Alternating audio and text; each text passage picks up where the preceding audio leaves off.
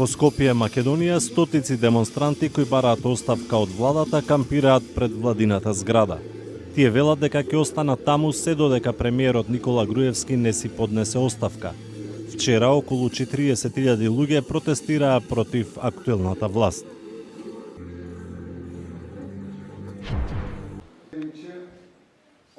Во Симферопол на Крим, во централната џамија, беше одржана молитва во чест на жртвите од депортацијата на кримските татари во времето на Сталин.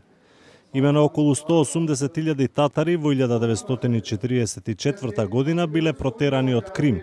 Во 80-тите и 90-тите години голем дел од нив се вратиле на Крим, но по руската анексија на овој украински полуостров, татарите тврдат дека повторно се изложени на дискриминација.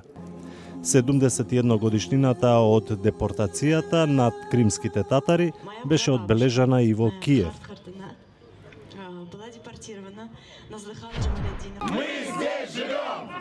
Во Молдавија околу 150 активисти го одбележаа меѓународниот ден против хомофобија со марш низ главниот град Кишињев. На маршот присуствуваше и се обрати и американскиот амбасадор во таа земја Џејмс Пети. Група противници фрлаа со јајца и други предмети кон активистите.